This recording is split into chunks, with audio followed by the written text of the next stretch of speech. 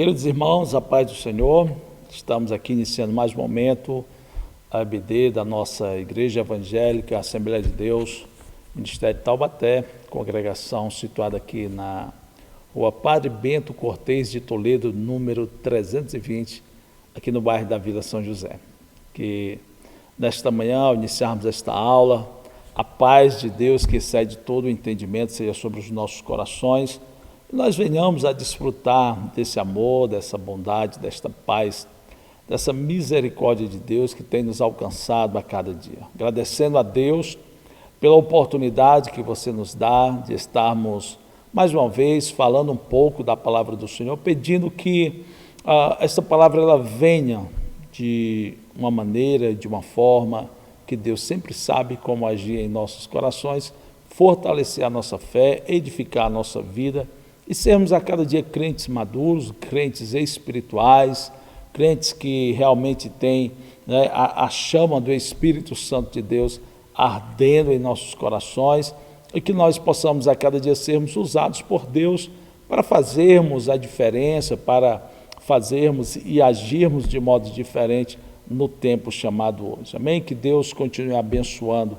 a sua vida, a sua casa, o seu lar. Mais uma vez, deixando sempre aqui, como fazemos ao iniciarmos esta aula, o nosso convite para que você esteja conosco aos domingos pela manhã, participando da escola bíblica dominical, se fazendo presente, sendo um aluno assíduo, sendo um professor a cada dia dedicado, como tem sido até aqui, e venha participar. Nós temos aqui excelentes professores, servos de Deus, servas do Senhor, que se dedicam ao longo da semana para estudar a lição, para sempre buscar algo mais para a sua vida, para transmitir ao povo de Deus, para transmitir à igreja do Senhor. Amém? Estamos aí sempre reforçando, sempre falo aqui, iniciando a aula, que nós estamos no segundo trimestre deste ano de 2021, mais uma vez um ano bem atípico, ficamos fechados uns tempos, uns dias, voltamos, estamos começando novamente a caminhada, a jornada, crendo que essa fase difícil vai passar, não há luta que seja para sempre, não há peleja que seja para sempre. Então nós estamos no nosso segundo trimestre da nossa lição, falando sobre dons espirituais e ministeriais, com os comentários do pastor Elinaldo Renovato, ali de Parnamirim, no Rio Grande do Norte. Lembrando que é uma reprise, ou uma reedição de uma lição que foi passada para nós no último trimestre de 2014, 2013, agora fugiu a memória, mas com certeza uma lição bastante atual, uma lição que certamente vai enriquecer a minha vida, a sua vida, como tem enriquecido até aqui. Por quê? Porque a palavra de Deus é uma palavra que ela não passa, é uma palavra que ela está sempre atual, sempre falando aos nossos corações, às nossas vidas, e com certeza será mais uma manhã de engrandecimento do Senhor, mais uma manhã que nós vamos participar deste ensino glorioso da palavra de Deus, tá bom? Nós vamos aqui para o nosso slide, para o nosso tema do segundo trimestre, o ministério, a lição de hoje, 16 de maio, o ministério de profeta. Então nós vamos falar um pouco, o tema desta lição, esse ministério, o que ele fez, o que ele faz, como é que está, qual a sua atuação nos dias de hoje. O texto áureo, ele nos diz que e a uns pôs Deus da igreja, primeiramente apóstolos, em segundo lugar profetas, em terceiro doutores, depois milagres, depois dons de curar, socorros, governos e variedade de língua. A nossa verdade prática diz que o ministério de profeta é fundamental para a igreja de Cristo nos dias atuais, nos tempos em que nós estamos sofrendo um verdadeiro bombardeio de ensinamentos errados, tempos em que nós estamos vivendo um verdadeiro ataque de doutrinas fora dos princípios de Deus, fora dos padrões de Deus. Ainda falava aqui quinta-feira que referindo-se a Abrão, né, que ele vai ao Egito, e quando ele vai ao Egito, ele traz algumas coisas que até pareciam boas, né, que até pareciam agradáveis ao coração, mas que acabaram trazendo problemas para a sua vida, para a vida da sua descendência, e até hoje Israel sofre as consequências dessa decisão de Arão de ir no Egito e vir de lá com algumas coisas, com alguns presentes que até pareciam bons. E eu dizia, nós precisamos tomar cuidado no tempo chamado hoje.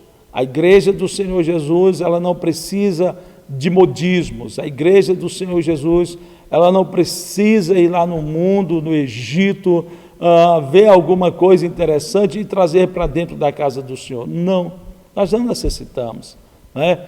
E tem muitas pessoas padecendo, tem muitas pessoas sofrendo, tem ministérios acabando, porque tem esquecido esses princípios, né? Tem buscado coisas lá fora para tentar encher templos, para tentar encher as suas igrejas, quando na realidade o que nós precisamos é de um fervor espiritual. Nós precisamos orar, nós precisamos jejuar, nós precisamos ler a palavra de Deus, né? E aqui eu aproveito o ensejo para lembrar a nossa leitura, né? A nossa leitura diária, que nós estamos aí com o projeto lançado para toda a igreja da leitura da Bíblia em um ano, né? Iniciamos no final de semana próximo passado e vamos à frente, mas é preciso nós buscarmos a Deus, é preciso ter esse fervor espiritual no meu e no seu coração, na minha e na sua vida. É necessário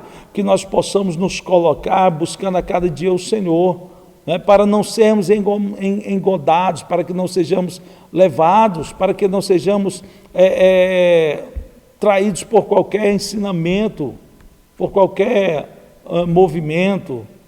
Precisamos ficar atentos. Então, o ministério profético, o ministério genuíno, o ministério que realmente tem um comprometimento, um envolvimento com Deus, ele é muito necessário nos dias de hoje, principalmente para combater essas heresias, principalmente para combater esses falsos ensinamentos, esses falsos profetas que têm surgido nos dias de hoje, como sempre teve ao longo da história bíblica, ao longo da história de Israel, ao longo da história da igreja do Senhor Jesus, e tem também nos dias atuais, e nós precisamos, né? Precisamos estar atentos, precisamos conhecer a palavra do Senhor, para que não sejamos levados por esses ventos de doutrinas, por esses ensinamentos falsos e que não condizem com aquilo que a palavra de Deus tem reservado, com aquilo que a palavra de Deus tem preparado para os seus servos na face da terra. Amém? Nós vamos aqui já caminhando para a nossa introdução, que diz que nós estudaremos alguns aspectos deste dom à luz da Bíblia, mas também considerando o contexto histórico e cultural do Antigo e do Novo Testamento. Ele vai dizer que o ministério de profeta é altamente importante para os nossos dias, pois de acordo com o ensino dos apóstolos, tal ministério tem um valor excelso para a igreja de qualquer tempo e lugar. Então, o ensino, o estudo, vai ser analisado à luz da Bíblia. O que a Bíblia fala sobre o ministério profético? O que a Bíblia diz sobre o ministério de profeta? Né? O que esse moço, esse homem, essa mulher que tinha esse dom, esse ministério, o que ela fazia no Antigo Testamento, o que ele fazia no Novo Testamento, quais são os princípios, né, que regiam ou que Deus usava nesse ministério para falar com o seu povo, para transmitir ao seu povo. Então nós vamos estudar um pouco nesta manhã sobre esse assunto e com certeza vai enriquecer mais ainda a minha vida, a sua vida em Cristo Jesus, tá bom? O profeta do Antigo Testamento, né, o profeta do Antigo Testamento. Ele diz aqui que o profeta, né, o tópico 1 do ponto 1, conceito, o profeta do Antigo Testamento era a pessoa incumbida para falar em nome de Deus. Diz que quando Deus levantava um profeta, designava-o a falar para toda a nação israelita. e até mesmo povos ou nações estranhas. E ele vai dizer que ao longo da história do Antigo Testamento, o Senhor levantou homens e mulheres. Ele cita aqui vários nomes, né, de homens, de mulheres. E ele vai dizer que muitos outros, como os profetas literários, como Isaías, Jeremias e Daniel. Então, o profeta era alguém incumbido para falar em nome de Deus. Ele não poderia falar em seu nome, ele não poderia falar, ou seja, segundo a vontade do seu coração. Não é? Nós vamos ver, mais uma vez, retornando à história de Natã com Davi, quando Davi diz que iria erguer um templo, né, uma casa, para que lá pudesse colocar as coisas de Deus, para que Deus pudesse ali habitar, e Natã, profeta verdadeiro, não era um falso profeta, ele chega para Davi e diz: Davi, faz tudo quanto está no teu coração, porque Deus é contigo. Então nós vamos ver que Deus repreende Natã, porque aquela mensagem não era a mensagem de Deus para a vida de Natã, para a vida de Davi, apesar de, não é, Deus ter uma intimidade, uma comunhão, ou Davi ter uma comunhão, uma intimidade muito grande com Deus, aquele não era projeto de Deus para a vida de Davi. E nós vamos ver que o profeta, ele se deixou levar e falou aquilo que Deus não havia falado, né? E falou aquilo que Deus não havia dito, e falou aquilo que Deus não havia mandado ele profetizar. Então, o profeta, ele era incumbido para falar em nome de Deus, então tinha um peso muito grande. A palavra desse homem no Antigo Testamento tinha uma autoridade muito grande, uma autoridade que realmente orientava, instruía reis, aqueles que queriam ouvir, obviamente. E nós vamos ver que essa autoridade, ela extrapolava a nação israelita, como é no caso de Jeremias. Não é? Jeremias estava em Jerusalém, Jeremias estava profetizando, Jeremias estava falando que o rei da Babilônia viria, que o povo deveria se sujeitar, porque era a vontade de Deus, e ele estava ali, ele não era aceito no meio de Israel, por falar a verdade, mas na Babilônia, já veio um recado: olha, lá tem o profeta Jeremias, não mexa com esse homem, porque ele é um homem de Deus, ele falava o que Deus mandava, né? Então a autoridade profética no Antigo Testamento, ela era realmente muito valorizada. Por quê? Porque Deus levantava os seus servos. Lógico que sempre existiam os falsos profetas, lógico que sempre apareciam aqueles que falavam o que Deus não dizia, mas nem por isso esse ministério ele foi erradicado no Antigo Testamento. Ele continuou, Jeremias continuou profetizando, e tantos outros profetas que assim Deus o fez, né? Então Deus, ele incumbia para falar em nome de Deus, não era algo hereditário. Não, eu sou filho de profeta, então vou ser profeta também, né? Nós vamos ver que alguns exemplos na Bíblia que deram errado, né? Os filhos de Eli e depois os próprios filhos de Samuel. Os próprios filhos de Samuel não andaram conforme Samuel andou nos caminhos do Senhor. Então, o ministério, como todos os outros ministérios, né, ele não é hereditário. E às vezes a gente se confunde com isso. E isso traz muitos problemas para a igreja, né, para a igreja do Senhor, porque as pessoas confundem as coisas, não entendem que é um ministério que é dado por Deus, né, que é concedido por Deus. Ageu, lá no capítulo de número 7, vamos aqui achar Ageu, profeta menor, né? Ageu, capítulo de número 7, e os versículos de número 14. Desculpa, irmão, Amós, capítulo de número 7, e o versículo de número 14. Amós, que era um profeta de Deus, ele chega para o povo, né, para a nação, ele vai dizer assim, olha, e respondeu Amós e disse a Amazias, eu não era profeta, nem filho de profeta, mas boieiro e cultivador de sicômoros. Parece que estavam colocando em dúvida, né, o ministério de Amós. Parece que estavam colocando em dúvida a chamada desse homem. Parece que estavam colocando em dúvida, né, justamente porque ele não tinha um histórico dentro da hierarquia, se assim podemos dizer, dos profetas, né?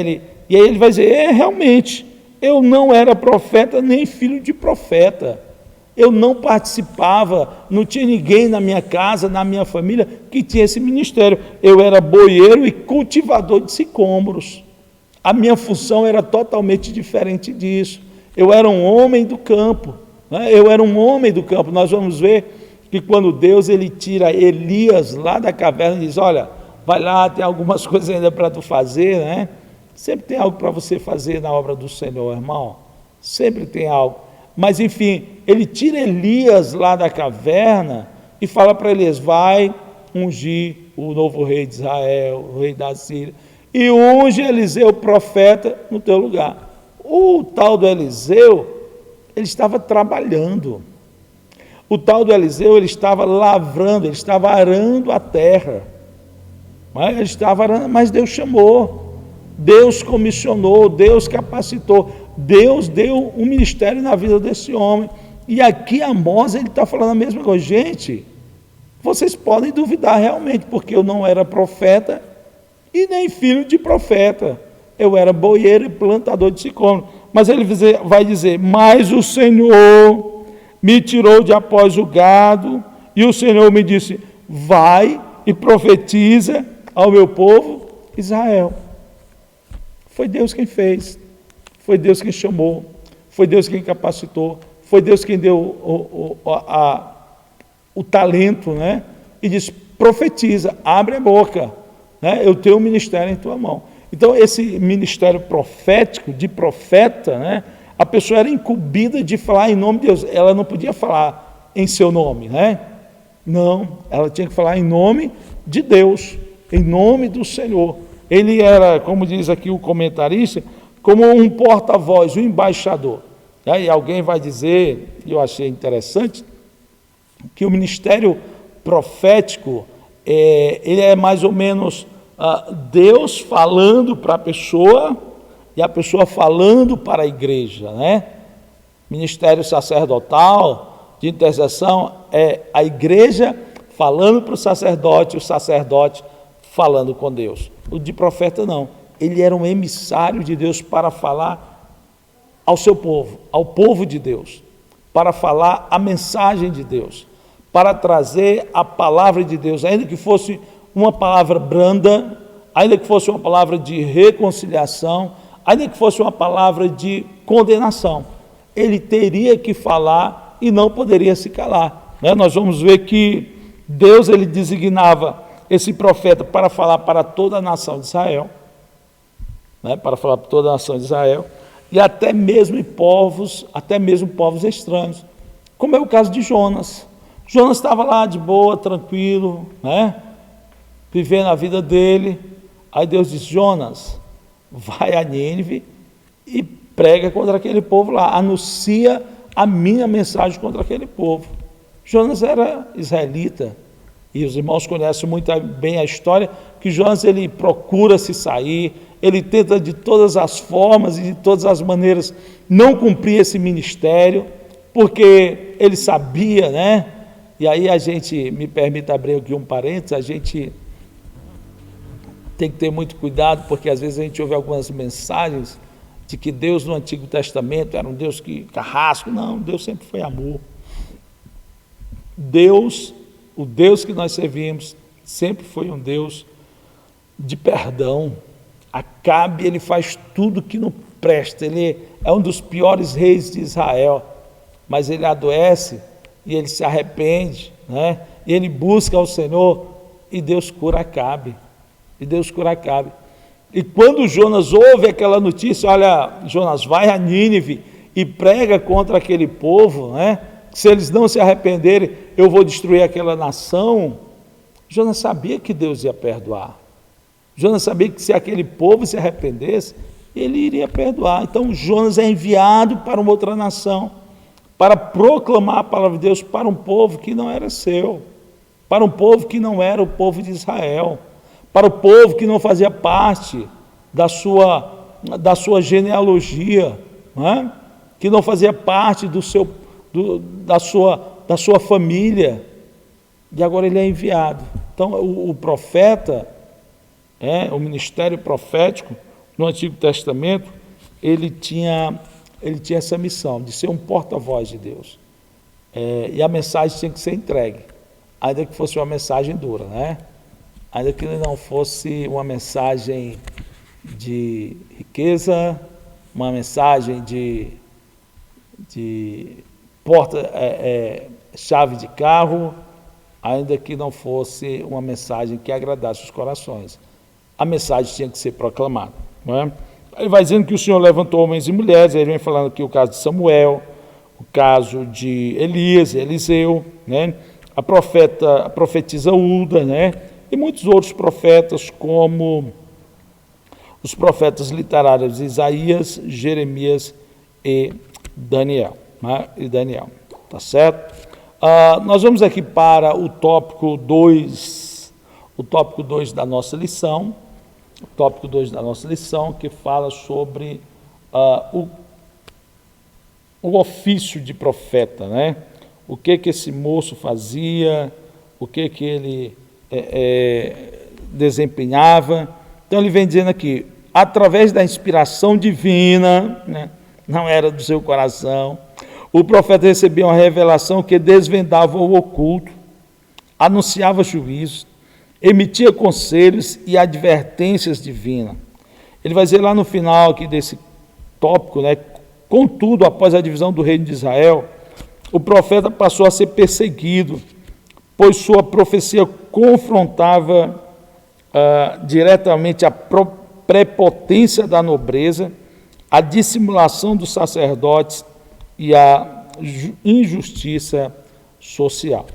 Então, o profeta, através da inspiração divina, ele recebia uma revelação que desvendava o oculto. Nós vamos ver que lá em 2 Reis, capítulo de número 6, quando o rei da Síria ele vai atacar Israel, a Bíblia diz que ele planejava e arquitetava as suas investidas contra Israel no seu quarto, né? No oculto, entre os seus líderes. E Deus revelava para Eliseu. Aí quando o povo de Israel ia para o ataque, Eliseu dizia, olha, não vá por aí, porque por aí tem uma cilada, tem uma armadilha, o rei da Síria está esperando vocês. E aí nós vamos ver o que Eliseu fazia, o que o povo de Israel fazia, a nação de Israel fazia, seguia por outro rumo, né? Seguia por outro caminho que não era aquele a qual eles iam passar.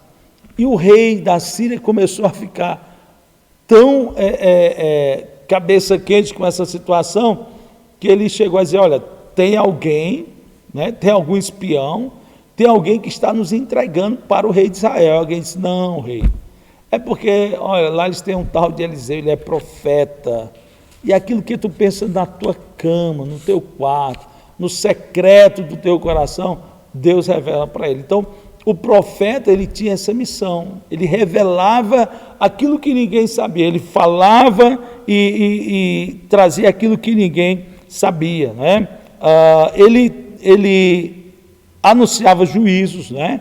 Como já vimos aqui o caso do Jonas, né? Ele vai a Nínive, ele como Elias, né? Olha, não vai chover, porque em Israel eles estavam adorando o Deus Baal, que era o Deus da provisão. Então a provisão, o crescimento, a fartura em Israel, eles atribuíam a Baal. Aí Elias chegou por Deus, né, e disse, olha, segundo a minha palavra, não vai chover. E não choveu, enquanto Elias não buscou a Deus, enquanto Deus não mandou a bênção sobre Israel. Né? Então, ele era para anunciar os juízos de Deus. Mais uma vez, vamos voltar para Jeremias. Jeremias, ele padeceu muito, ele sofreu muito, por quê? Porque a sua mensagem, ou a mensagem que Deus enviava através de Elias, ou de Jeremias, era uma mensagem de juízo, era uma mensagem de castigo, era uma mensagem de repreensão, porque o povo estava se afastando de Deus. Dizem os nossos arqueólogos, né, cristãos, que em Jerusalém, enquanto o templo de Salomão funcionava, a 8 quilômetros ali daquele templo, existia um templo pagão, onde o povo de Israel fazia culto às suas imagens, fazia seus bolos, né, arraiando os céus. Esse povo, o povo de Deus, então adorava a esses ídolos, e Deus precisava trazer eles para conversar, para dialogar, para mostrar para eles que eles estavam errados. Infelizmente, eles não queriam aceitar, né? Eles não queriam se colocar debaixo da vontade de Deus, debaixo do querer de Deus, né? Debaixo dos propósitos de Deus. Nós vamos ver que Davi, ele tinha Natã ao seu lado. Natã era o conselheiro de Davi, né? Samuel, por muito tempo, foi esse conselheiro para Davi, orientando, instruindo acerca das coisas de Deus, acerca da vontade de Deus, né? E nós vamos encontrar esses homens ao lado desses reis, trazendo excelentes conselhos. O que não dizer de Daniel na Babilônia, né? Onde os reis o chamavam, os reis se consultavam com Daniel. O que não dizer, né, desses grandes homens de Deus? Então Deus usava eles para trazer um conselho, para trazer uma orientação para o povo dos seus dias. Então, revelava o oculto, anunciava juízos, emitia conselhos e trazia advertências divinas, né? Ele vai dizer aqui que no finalzinho, após a divisão do reino, o profeta passou a ser perseguido. Então os irmãos sabem que Saul é o primeiro rei, vem Davi, depois de Davi vem seu filho Salomão, a nação ela alcança a paz, apesar de não conquistar tudo o que Deus havia determinado para eles fazerem, mas após a morte de Salomão, o reino é dividido, né? Aías prediz que Deus iria dar 10 tribos para um homem chamado Jeroboão, que não tinha descendência nenhuma, né, de rei, né? Não fazia parte da descendência dos reis, mas Deus dá para esse homem 10 tribos, e a nação ela se divide. 10 tribos ficam com Jeroboão e 2 tribos ficam com Roboão, que era o filho de Salomão. Entretanto, a nação dividida, ela se corrompeu. Por quê? O tal do Jeroboão começa a ver agora que o povo ele estava indo para Jerusalém adorar a Deus. E como o ser humano, né, como nós, irmãos, somos falhos, né? Porque quem deu o reino a Jeroboão não foi o homem, foi Deus. Era só ele confiar em Deus. Vão adorar a Deus? Vamos adorar a Deus, vamos junto, vou com vocês também. Mas o que ele faz? Ele constrói um lugar de adoração, ele faz ídolos e põe aqueles ídolos para o povo adorar, para o povo reverenciar, para o povo prestar os seus cultos, com medo deles irem a Jerusalém e não aceitarem mais Jeroboão como rei deles, não é? Como rei deles. E aí começa agora a trazer uma decadência espiritual para o povo de Deus, para a nação de Deus. E os profetas agora eles começam a ser enviados por Deus, trazendo o recado, trazendo a orientação, trazendo a mensagem de Deus, e eles começam a ser perseguidos. Por quê? Porque eram contrários, porque a palavra de Deus era contrária à idolatria, porque a palavra de Deus falava do pecado do povo, falava do pecado dos reis, falava do pecado das nações, da nação de Israel. Então os profetas, eles agora passaram a ser confrontados, eles passaram agora a ser perseguidos, eles passaram agora a serem tidos como alguém que era inimigo do povo de Deus. Por quê? Porque falava aquilo que Deus mandava. Porque falava aquilo que Deus tinha mandado eles dizerem. Né? Então, aquela situação do ministério profético, de estar ao lado do rei, de estar instruindo, de estar orientando, agora muitos reis se colocam contra o profeta, porque anunciava os erros e os pecados do povo de Deus. Tá certo? Do povo de Deus. Vamos aqui para o tópico 3 do ponto 1, que fala sobre o profetismo. Né? Ele vem dizendo aqui que o profetismo foi um movimento que surgiu no período do século 8 a.C., tanto em Israel quanto em Judá. O objetivo desse movimento era restaurar o monoteísmo hebreu, combater a idolatria, denunciar as injustiças sociais, proclamar o dia do Senhor e reavivar a esperança messiânica. Foi nesse tempo que os verdadeiros profetas em Israel foram cruelmente surrados, presos e mortos. Né? Então foi um tempo de perseguição. Né? Deus levantou os profetas para despertar a nação, para mostrar o erro à nação, mas o povo não quis reconhecer seus erros. A nação de Israel, guiada pelos seus reis, na sua grande maioria, não reconheceu as suas falhas. E isso trouxe grandes problemas e nós vamos ver a perseguição que esses homens tiveram. Mais uma vez, o tal do Jeremias, que sofreu tanto, que ele escreveu um livro, Lamentações de Jeremias. Né? Lamentações, está lá, as lamentações. Aquilo que esse homem sofreu, aquilo que esse homem passou, né? É o que está traduzido para nós, lamentações. Então, nós precisamos tomar cuidado. Né? Nós precisamos ouvir a voz de Deus, ouvir a palavra de Deus. Então, o profetismo, esse movimento que se levanta justamente para combater as heresias, lá do século 8 a.C., né? Do século 8 a.C., desse Israel dividido, desse Israel que marchou para a idolatria, esse movimento foi altamente perseguido, né, visto como inimigo do povo de Deus, né, ao ponto de Acabe chamar Elias de o perturbador de Israel. Por quê? Porque Elias trazia a mensagem de Deus, porque Elias falava a palavra de Deus, porque Elias ministrava aquilo que Deus mandava ele ministrar, falava aquilo que Deus mandava ele falar, né?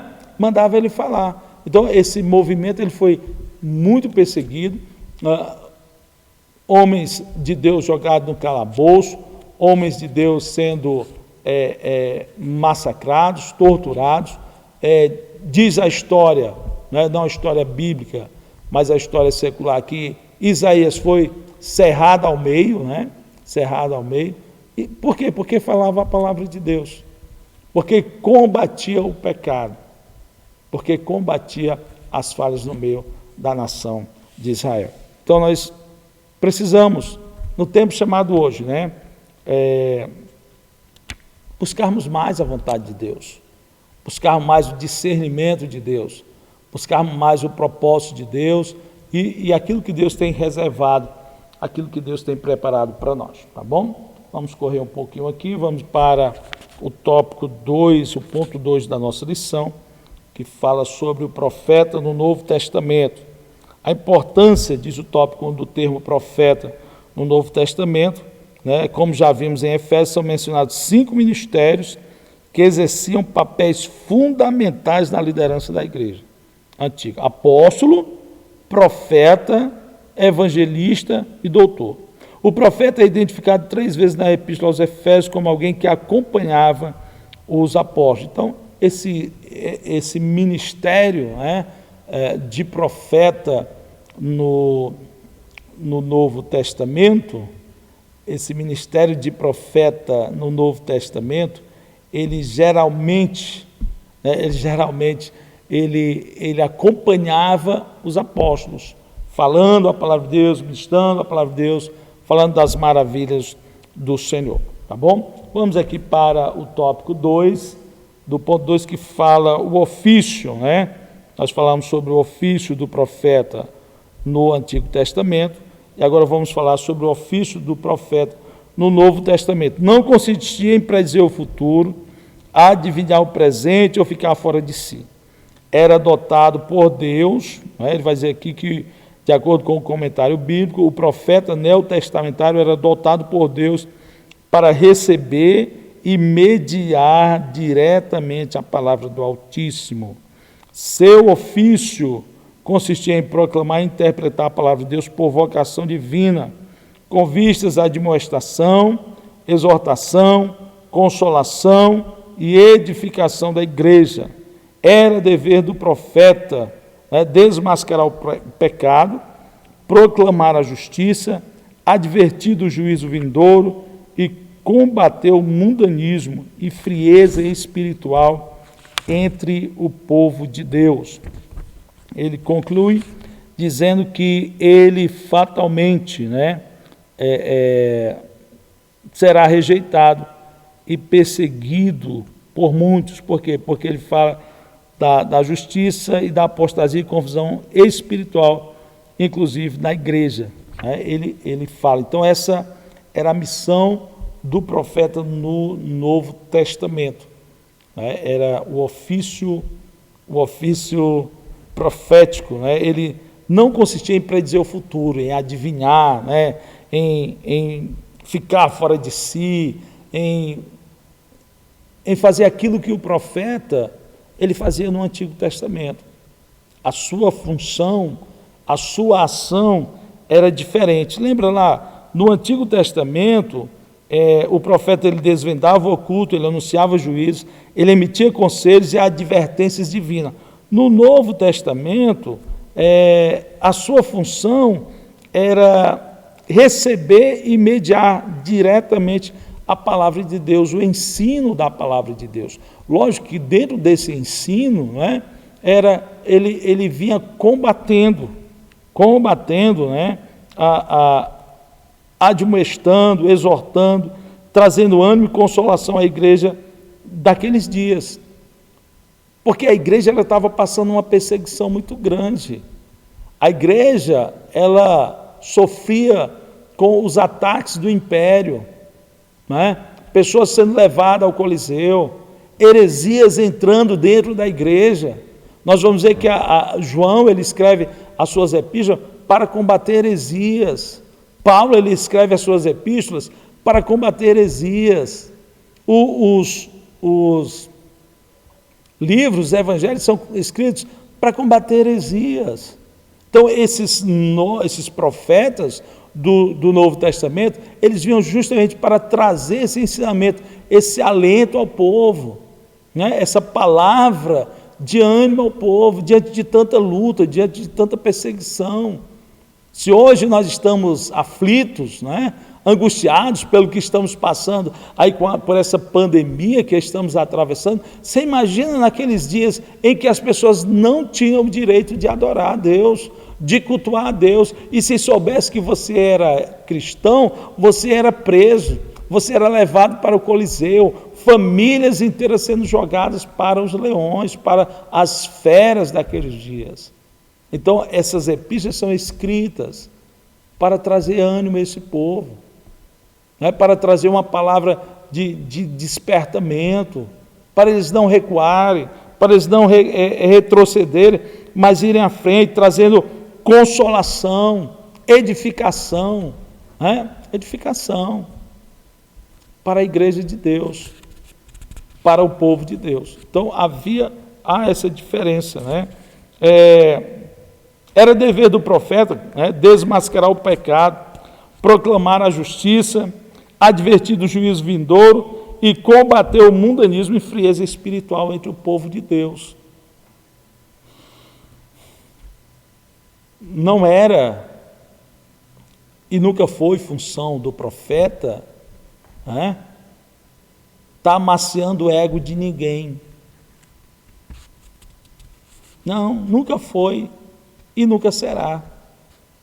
O objetivo do profeta sempre foi fazer a vontade de Deus, combater a frieza espiritual que existe no meio do povo de Deus, da igreja do Senhor. E nos dias de hoje não mudou, continua sendo a mesma coisa a função do profeta, esse homem separado por Deus para tão maravilhosa missão. Tá bom? O objetivo do dom ministerial do profeta, ele vai dizer que ele é chamado por Deus a levar a igreja a Cristo, a uma plena maturidade cristã, pois como organismo vivo, a igreja, o corpo de Cristo, deve desenvolver-se para a edificação em amor. Devem desempenhar suas funções capacitados e dirigidos pelo Espírito Santo. Pelo Espírito Santo. Entenda, irmão?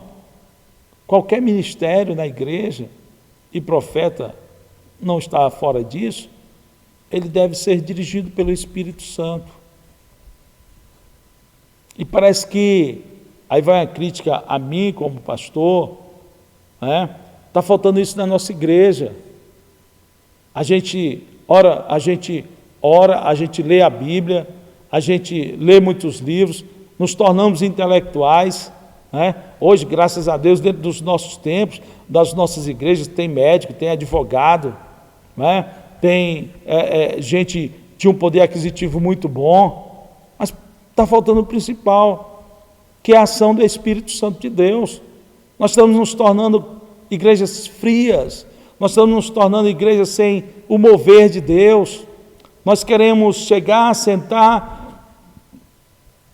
e ver a glória de Deus descer, mas muitas vezes a gente vem para os nossos cultos e a gente não tira um tempo no dia para falar com Deus, para conversar com Deus.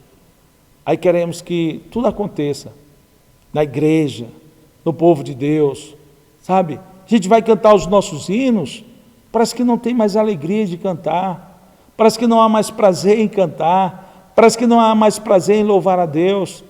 Mas que nós possamos, no tempo chamado hoje, no tempo que estamos vivendo, deixar o Espírito Santo de Deus agir de uma forma maravilhosa em nossos corações, em nossas vidas. Amém? Nós vamos aqui para o ponto 3, que fala discernindo o verdadeiro profeta do falso profeta. Ele já começa no tópico 1 falando sobre simplicidade e arrogância. São duas características do verdadeiro profeta, são a simplicidade e o amor. Ele vai dizer que ainda que a palavra seja de juízo, o coração do profeta transborda de amor e a sua conduta simples demonstra a quem ele está servindo. Já o falso profeta só pensa em si mesmo, em seu status e benefício. Então, simplicidade e amor. Porque o Deus que nós servimos, como já falei aqui no início, é um Deus que nos castiga, é um Deus que nos corrige, é um Deus que nos adverte, mas acima de tudo, Ele sempre faz com amor. Olha só, vamos pegar o caso lá de Nínive novamente. Ele poderia simplesmente chegar e destruir Nínive, mas não, Ele manda o seu emissário a Nínive. Ele manda a sua mensagem a Nínive, ele proclama aquele povo a se arrepender. Aí parece que hoje muitas vezes a gente quer trazer uma mensagem, e é aquela mensagem que você vai destruir a pessoa. Não, e onde está o amor? Porque o verdadeiro profeta, ele usa de simplicidade e de amor, porque o amor é a base da mensagem de Deus. Porque o próprio Deus é amor. O próprio Deus é amor. Então a palavra de Deus, ela não vem para matar. A palavra de Deus, ela não vem para destruir. A palavra de Deus vem para alertar. A palavra de Deus vem para exortar, como vimos aqui o ofício do profeta no Novo Testamento. A palavra de Deus vem para trazer uma advertência, um despertamento, mas nunca vem para matar, para envergonhar, para entristecer alguém. Não. Ela vem como alerta. Porque o tempo hoje, a palavra de Deus é essa.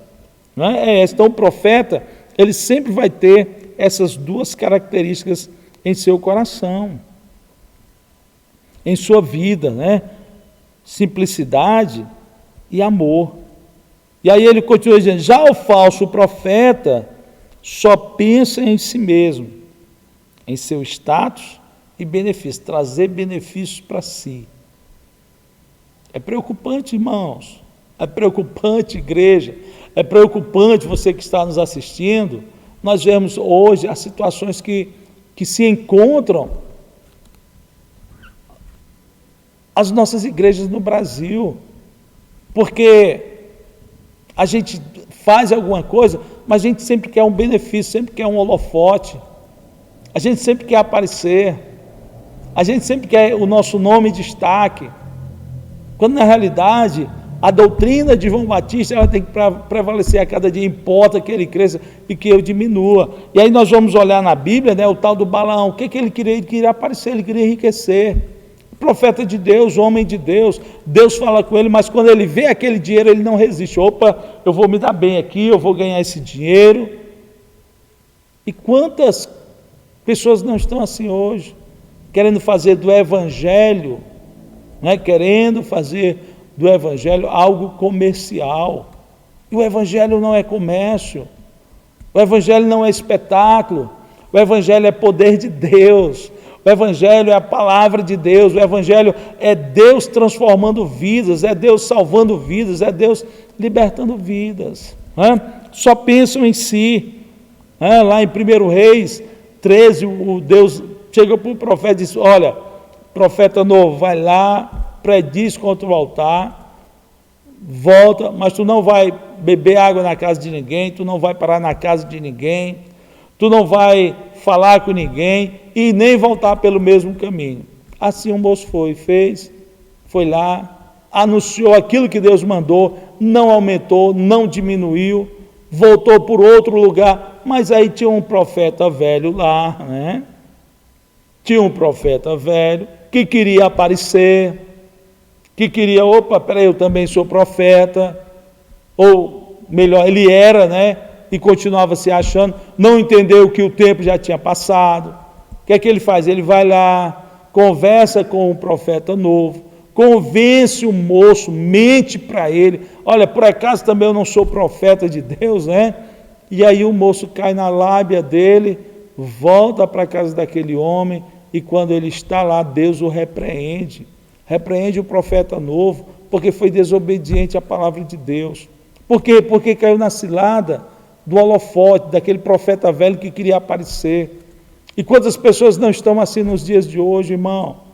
Se levando pelo holofote, querendo aparecer, não aceita a liderança de ninguém, não aceita a liderança do pastor, não aceita a liderança da igreja a qual ele faz parte. Ele é quem é capaz, ele é quem sabe tudo, todo mundo está errado e só ele está certo. Precisamos tomar cuidado, porque esses tipos de pessoa estão dentro dos nossos tempos, estão caminhando conosco, estão ao nosso redor. Né? Então, simplicidade. O verdadeiro profeta, ele tinha simplicidade e amor. O falso profeta, arrogante e só quer status, né? Só quer aparecer. Tópico 2, diz que pelos frutos nós conheceremos, né? Uma advertência séria de Jesus para os seus discípulos foi acerca da precaução com os falsos profetas.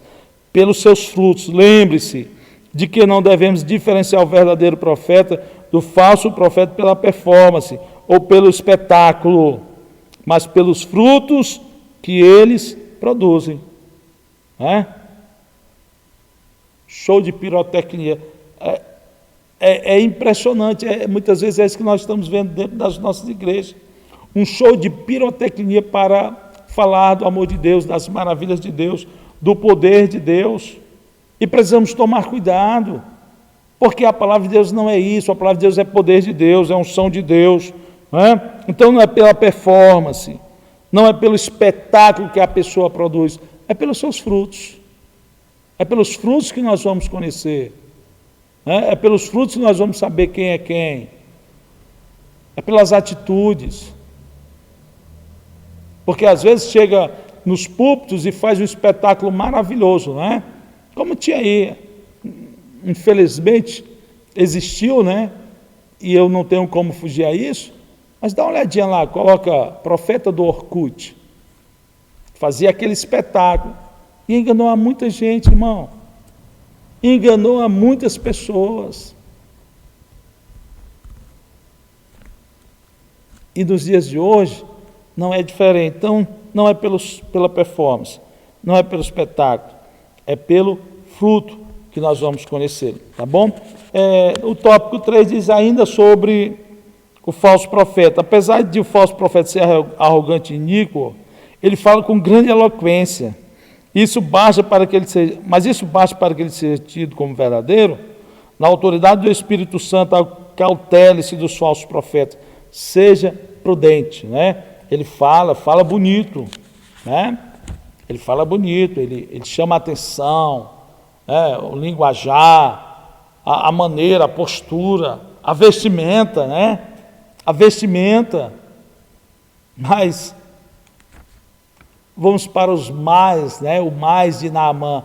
Naamã era um grande general, Naamã tinha muitas medalhas, Naamã era respeitado pelo seu rei, mas quando chegava em casa que tirava as capas, as indumentárias, as medalhas, era um homem leproso. Então precisamos tomar cuidado com os más, né, irmão? Que muitas vezes está na minha vida, está na sua vida e está na vida desses falsos profetas. E que nós precisamos tomar cuidado para não sermos levados por eles, tá bom? Concluindo aqui a nossa lição, né, ele diz que o profeta do Senhor, com autoridade e sabedoria divina, deve desmascarar as injustiças, o falso profetismo e primar pela edificação da igreja do Senhor Jesus. Primar pela edificação da igreja do Senhor Jesus. Precisamos tomar cuidado, irmãos. Precisamos. E aí eu deixo um alerta para nós, obreiros aqui da Vila São José, servos do Senhor, que lideramos o departamento. Vamos tomar cuidado com quem a gente coloca no nosso púlpito. Eu sempre falo para os irmãos, os obreiros aqui da casa, chegou, o púlpito é nosso. Vamos ocupar o nosso púlpito. Chegou algum obreiro diferente, deixa ele sentadinho ali na nave do templo. Vamos primeiro saber quem ele é. Para a gente não estar comprando gato por lebre. Porque essas pessoas sempre aparecem querendo se aproveitar, não é? Querendo se aproveitar. Então vamos tomar cuidado, irmãos, no tempo chamado hoje, para não sermos levados por esses falsos profetas que existiram e existem também nos dias chamados hoje. Amém? Assim como existe o verdadeiro profeta. E a ele possamos ouvir, né, e que ele seja usado por Deus para falar aos nossos corações, para falar às nossas vidas. Um grande abraço para você, que Deus em Cristo continue te abençoando, que as bênçãos de Deus sejam cada dia sobre a sua vida, sobre a sua casa, sobre o seu lar, em o nome de Jesus.